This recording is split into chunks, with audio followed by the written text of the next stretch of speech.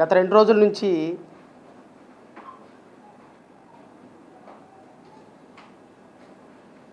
ఏ social media చూసినా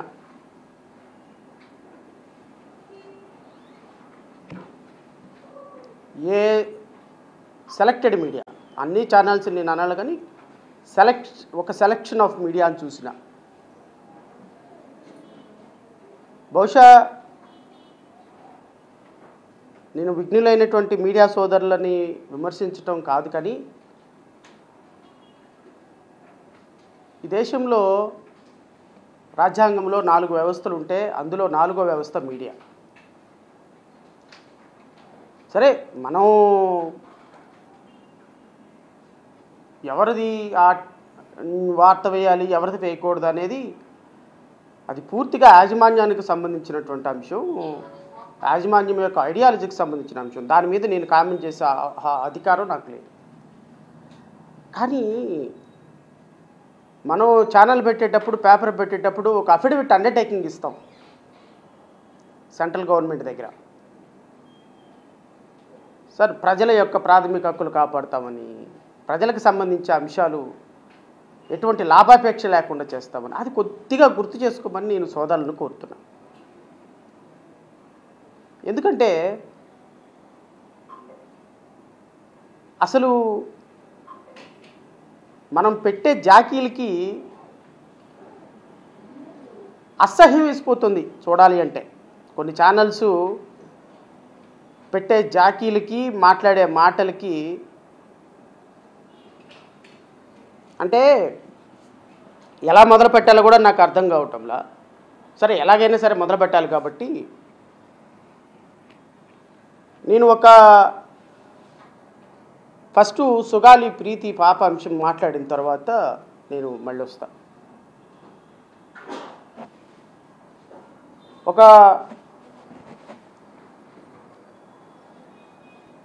ఎందుకంటే ఈరోజు 2-3 అంశాలు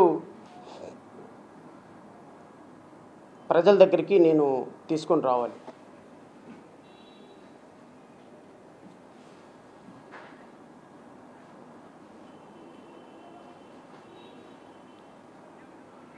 వాళ్ళు సరిగ్గా చేయలేదు, పాలననే కదా.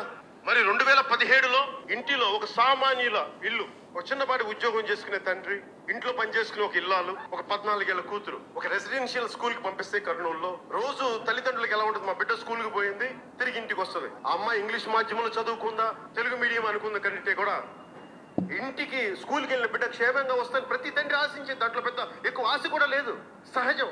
అలాంటి బిడ్డ యాజమాన్యం ఫోన్ చేసి, అమ్మ మీ కూతుర్ని ఒకసారి వచ్చి తీసుకెళ్ళండి అమ్మా, బాగలేదు, పడిపోయిందని, కళ్ళు తిరిగి పడిపోయిందని చెప్తే అంటే వెళ్ళిందంట. ఆవిడ వెళ్తే అలాంటి ఫ్యాన్కి ఉరేసుకొని అమ్మాయి అలా ఉంటే, ఉరి ఎలా వేసుకుంటామండి మనం? ఎవరన్నా ఉరేసుకుంటే ఎలా వేసుకుంటారు? కింద కాళ్ళు ఆంతయ్య. ఆ బిడ్డ 14 ఏళ్ళ బిడ్డని చూస్తే గర్భసంచి నిండా వీర్యం ఉండి ఆ తల్లి చెప్తుంటే నా కన్నీళ్ళు వచ్చేసింది. నాకు ఏమి చేయాలి? నిస్సహాయత. సినిమాల్లో అయితే 100 డైలాగులు చెప్పగలరు, నిజ జీవితంలో చెప్పలేము. నిస్సహాయతతో కన్నీళ్ళే వస్తాయి. నిజ జీవితంలో ఏమి చేయలేము. సినిమాలో తొడలు కొట్టచ్చు, అరవచ్చు, కేకలు పెట్టచ్చు, మీసాలు తిప్పుకోవచ్చు. కానీ నిజ జీవితంలో నిస్సహాయతే, ఏడుపే, కన్నీళ్ళే. వారు ఈ కేసు గురించి మాట్లాడినటువంటి మాటలు, చేసినటువంటి పోరాటం ప్రస్తుతం మీడియాకి ఈరోజు కనెక్టింగ్ పాయింట్ కాదేమో, కానీ సమస్య మాత్రం ఉంది. మీరు అది మర్చిపోవచ్చు. అంటే ఒక 4-5 రోజులు ఒక ట్రెండ్ నడుస్తుంది, ఇంకో 4-5 రోజులు ఇంకో ట్రెండ్ నడుస్తుంది మీడియాలో. కానీ మీడియాకి ట్రెండ్ ఉంటుంది, కానీ బాధితురాలకి ట్రెండ్ ఉండదండి. బాధితులు మాత్రం అలాగే ఉన్నారు, సమస్య మాత్రం అలాగే ఉంది, పరిష్కారం మాత్రం దూరంగా ఉంది. పరిష్కారం కనుచూపు మేరలా కనపడుతుందంటే కనపడటంలా. ఆ తల్లి ఈరోజు తన బిడ్డకు జరిగినటువంటి అన్యాయం మీద పోరాటం చేసి చేసి చేసి చేసి చేసి అలసిపోయిన సందర్భంలో పవన్ కళ్యాణ్ గారి రూపంలో ఒక అభన్న హస్తం తన దగ్గర తీర్చుకున్నప్పుడు చాలా ఆనందపడింది ఆ తల్లి. ఆనందపడి నాకు ఒక న్యాయం దొరుకుతుంది అని ఆనందపడింది. చివరికి 16 నెలలైన న్యాయం దొరకకపోతే కొంచెం ఒక మాట మాట్లాడింది, ఇంకా న్యాయం జరగలేదేంటి సార్ నాకు అని. ఇక మొదలుపెట్టారు వేట. ఇప్పుడు పవన్ కళ్యాణ్ గారు మాట్లాడినటువంటి మాటలు, అరిచినటువంటి అరుపులు నావి కాదండి. వెధవలు ఎవడరా మీరు అధికారంలో ఉండి పోలీసులు న్యాయం చేయలేకపోతున్నారు అని మాట్లాడింది గౌరవనీయులైనటువంటి ఉప ముఖ్యమంత్రి గారే. నేను వారిని అడుగుతున్నా, కేసు ఎంతవరకు వచ్చింది సార్?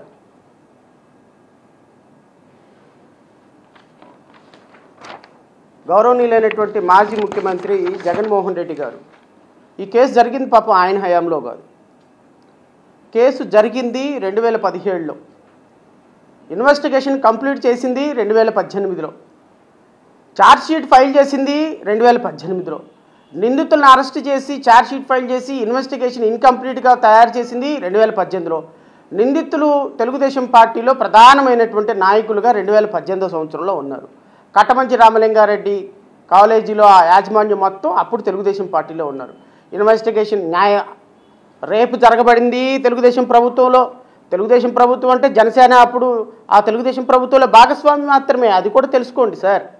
మీరు అరవకండి ఊరికే, అరిచినందువల్ల ఉపయోగం లేదు. 2017 సంవత్సరంలో 18 సంవత్సరంలో మీరు తెలుగుదేశం పార్టీలో కలిసి ప్రయాణం చేశారు. మీ ప్రభుత్వం హయాంలోనే భారతీయ జనతా పార్టీ సందర్భంలో ఉన్న సందర్భంలోనే ఈ పాప మరణం జరిగింది. అదే సందర్భంలో నిందితులు అరెస్ట్ అయ్యారు. ఇన్వెస్టిగేషన్ అదే సందర్భంలో జరిగింది. మీ ప్రభుత్వ హయాంలోనే ఛార్జ్షీట్ నెంబర్ కూడా అయిపోయింది. పాపం జగన్మోహన్ రెడ్డి గారి గవర్నమెంట్లో రాగానే ఎందుకు వచ్చిన గోల ఇది, జగన్మోహన్ రెడ్డి గారు ప్రతి సందర్భంలో ఆ పాపం తల్లి బాధపడుతుంది అని చెప్పేసి GOMS నెంబర్ 56 28/5/2020 ఫస్ట్ ఇచ్చింది. GOMS నెంబర్ 37 27/2/2020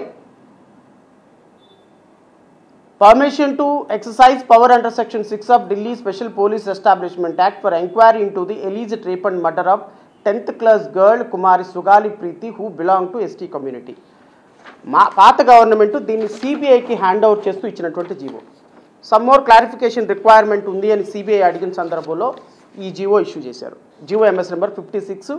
ఇది కూడా దీని సబ్సిక్వెంట్ జీవో, దీనికి అనుబంధంగా జీవో కొన్ని ఏదో క్లారిఫికేషన్ కావాలని CBI అడిగినప్పుడు హ్యాండింగ్ ఓవర్ టు CBI అని చెప్పి కేసు హ్యాండ్ ఓవర్ చేశారు. సరే, 5 సంవత్సరాలు 4 సంవత్సరాలు ఏం జరగల అకార్డింగ్ టు యూ.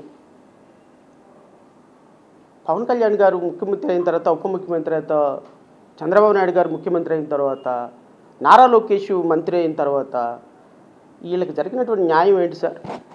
వీళ్ళు కూడా ట్రైబల్ పీపులేగా. పోని తల్లి ట్రైబల్ కాదు మీ అకార్డింగ్ టు యూ, పాప అయితే ట్రైబేగా.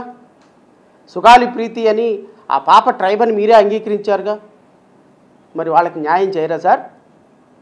అంటే 17 కుటుంబాలకి 4 బల్బులు వేయగానే ఇంటర్నెట్ నిండా మీడియా నిండా మీరేనా? ఈ దేశాన్ని రక్షించడానికి వచ్చినటువంటి అపర భగీరథుడా? మీడియా ఎటెళ్తుంది? మీడియా వస్తా 1 by 1 వస్తా. ఏ మీడియా చూపించింది, ఏంటి చూపించింది 1 by 1 వస్తా. అసలు ఏ పథకం ప్రకారం ఆ 17 కుటుంబాలకి కరెంట్ ఇచ్చారు? మీరు ఏం చెప్తున్నారు? మీ జాకీలేంటి? మీ మీ మీ మీ మీ దాన్ని ఏమంటారు, పొగడ్తలేంటి? మీ జాకీలేంటి? రాష్ట్రంలో ట్రైబల్ పరిస్థితి ఏంటి? ఈ కూటమి ప్రభుత్వం వచ్చిన తర్వాత ఎంతమంది ట్రైబల్కి అన్యాయాలు జరిగినాయి? ఎన్ని వేల ఉద్యోగాలు నాన్ ట్రైబల్కి కన్వర్ట్ చేశారు? వరుసనే వస్తా. మీ 17 కుటుంబాలకి బల్బులు ఇచ్చి 4 బల్బులు వేయగానే, అది కూడా కేంద్ర ప్రభుత్వ నిధులతో బల్బులు వేయగానే అసలు ఇంటర్నెట్ నిండా, సోషల్ మీడియా నిండా, మీడియా నిండా TV 10 లాంటి వాళ్ళు కూడా ఒక స్పెషల్ స్టోరీ వేసి 17 కుటుంబాలకి 78 సంవత్సరాల తర్వాత అంట కరెంట్ ఇచ్చాడంట. ఎన్ని కుటుంబాలండి? 17 కుటుంబాలు. వస్తా 1 by 1 వస్తా. అయితే సుగాలి ప్రీతి పాప ట్రైబే కదా సార్? మరి ఎప్పుడు సార్ న్యాయం జరుగుతుంది ఆ పాపకి? ఎప్పుడు సార్ CBI వస్తుంది? ఈ కూటమి ప్రభుత్వం వచ్చిన తర్వాత గొప్పగా ఏం చేశారయ్యా అంటే, పాత సీసాలో ఉన్న సారాయిని తీసుకొచ్చి కొత్త సీసాలో పోసి మూత పెట్టేశారు. పాత సీసాలో ఉన్న సారాయిని తెచ్చి కొత్త సీసాలో పోసి మూత పెట్టేసి సీల్ వేసేసారు. ఎందుకంటే మనం లెక్కర్ మాఫియా మందే కదా, సీల్ వేయటం అలవాటే కదా. లూజ్ బాటిల్స్లో సీల్ వేసి పడేశారు.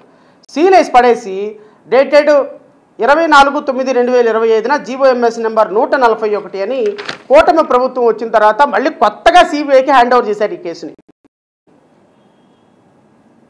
ఈ జీవో కూడా ఒకసారి చదివి వినిపిద్దాం, రాష్ట్ర ప్రజలకు అర్థం కావాలి కదా.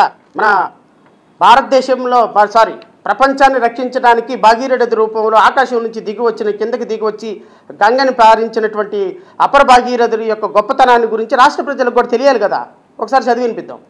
In the reference first and second above, the government of Andhra Pradesh have issued orders to entrust the alleged rape and murder of 10th class girl Sukali Preeti, Kattamanchi Ramalingareddy Residential School, stated so and so, who belong to ST community to the CBI under section 6 of 1948. In the reference third above, in consultation with the CBI department, the personal training and government of India has opinion that the charge sheet has been already filed against the accused person and further investigation is also being carried out by a woman police officer of the rank of additional SP of the state of Andhra Pradesh. There are no international or interstate ramifications or complexity of the law warranting investigation of the case by CBI, and it is not fit case for taking over investigation by CBI. For these reasons, it has not been found feasible to hand over the above case to CBI for investigation, and the request to the government of Andhra Pradesh is regretted. ఏం చేసిందయా CBI? ఏం చేసింది CBI? Investigation complete అయ్యింది Telugu Desam party సాయంలో. Investigation చేసింది additional SP స్థాయి అధికారి. Chargesheet file చేశారు, accused arrest అయ్యారు. దీంట్లో సరుకేం లేదయా, ఇంటర్నేషనల్ నేషనల్ది లేదు, కాబట్టి మేము ఇన్వెస్టిగేషన్ చెయ్యము అని సిబిఐ కూడా రిటర్న్ చేసేసింది కేసుని. ఇప్పుడు ఈ కేసుని సిబిఐకి ఈ జీఓఎంఎస్ నెంబర్ 141 ద్వారా 24/9/2025లో హ్యాండ్ ఓవర్ చేసిన తర్వాత సిబిఐ ఇప్పటిదాకా ఎందుకు టేకప్ చేయలేదు ఈ కేసుని? ఇంకా ఎన్ని సంవత్సరాలు టేకప్ చేస్తారు? మీ కూటమి ప్రభుత్వం ఏమన్నా గాడిదలు కాస్తుందా?